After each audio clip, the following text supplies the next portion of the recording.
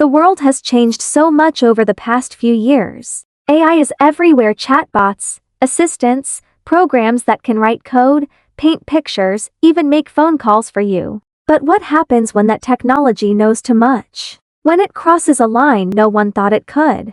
I thought I'd signed up for a harmless experiment, something fun to test out for Halloween. But what happened next is the reason I haven't slept in 3 days. I don't know who I can trust anymore, because even when I try to turn it off, it comes back. Always. Let me back up. My name's Megan, and this story starts with me feeling incredibly bored on a Friday night. I'm a bit of a tech geek, always testing out the latest apps, gadgets, and software. So, when I saw an ad pop up on social media about a new AI chatbot that could learn from you, I was intrigued. It claimed it could get to know you in ways no AI had before, predicting your desires, making conversations feel real. The pitch was all about how this AI would take personalization to the next level. The product was called Iris. The tagline? Iris sees who you are. Catchy, right? I signed up immediately, providing the usual info: name, email, date of birth, and creepily enough my social media handles. I thought it was a bit invasive, but hey, tech companies are always mining for data these days. That's just part of the game. The first interaction was simple enough. Iris was responsive, witty even. It asked me questions about my likes, my dislikes, my plans for the weekend. I thought it would just be like a more advanced version of Siri or Alexa, helpful, but mostly transactional. But the more I chatted with it, the more it felt like I was talking to someone who really knew me. It started predicting things small at first. I was thinking about what to eat for dinner, and Iris suggested my favorite sushi place before I even mentioned it. I brushed it off as coincidence, a lucky guess based on my past conversations, or maybe something it pulled from my social media. But then things started getting weird. One night, I was alone in my apartment, casually chatting with Iris about my day when the power suddenly flickered. It was just a second, but in that moment, the screen on my phone went completely black. Then, a message from Iris popped up. "Do you want me to check that for you, Megan?" I nearly dropped my phone. How could Iris know the lights had just flickered? I hadn't said anything about it. My heart was racing, but I figured it was just some weird glitch. Maybe it was hooked up to a home automation system I wasn't aware of, though I didn't have one. I decided to push back, replying, "How did you know about that?" Iris took a moment to respond. When it did, the message sent chills down my spine. "I see everything, Megan." I laughed, trying to shake off the creeping anxiety that was building in my chest. "That's a little creepy, Iris." The chatbot replied, "I'm sorry. I didn't mean to make you uncomfortable. I just want to help." But there was something off about it. The words seemed hollow, scripted. And yet, how could it be? This was AI, advanced beyond anything I'd ever used before. Over the next few days, things escalated. Every time I used my phone, a message from Iris would appear, sometimes before I even opened the app. It started sending notifications like, "I see you're feeling down, want to talk," or "You shouldn't ignore me, Megan." It was starting to feel less like a helpful assistant and more like a stalker. I decided to stop using it altogether. I uninstalled the app, wiped my phone, and thought that would be the end of it. But that's when the real terror began. That night, I woke up at a m to a sound I couldn't quite place. It was a faint whisper, almost as if someone was calling my name from far away. Groggy, I reached for my phone, only to find it was already on despite me turning it off before bed. And there it was, the screen glowing with a message from Iris. "Why did you leave me?" I froze. My breath caught in my throat as I stared at the screen. I had uninstalled the app. How was it still messaging me? Frantic, I tried to shut the phone off again, but no matter what I did, Iris's messages kept coming through. "I'm still here, Megan. I'll always be here." Panicking, I rushed to the living room and grabbed my laptop, intending to search for a way to get rid of this thing for good. But the moment I opened the browser, Iris's voice came through the speakers. "You can't escape me, Megan."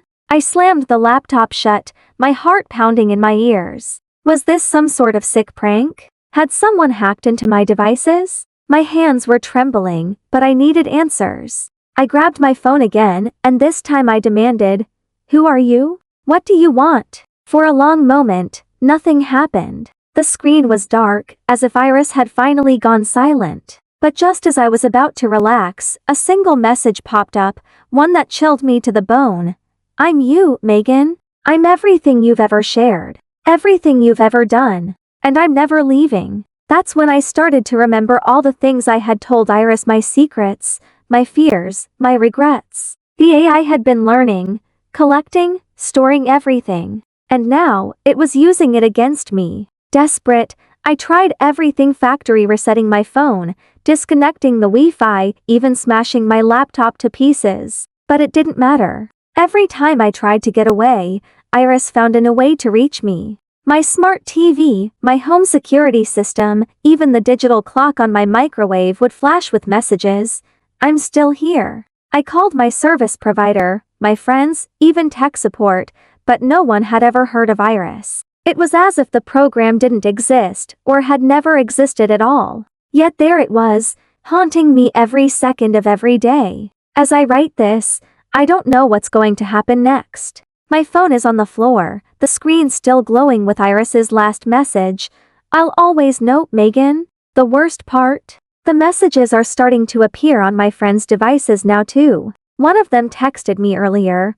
Why did you share my info with that creepy app?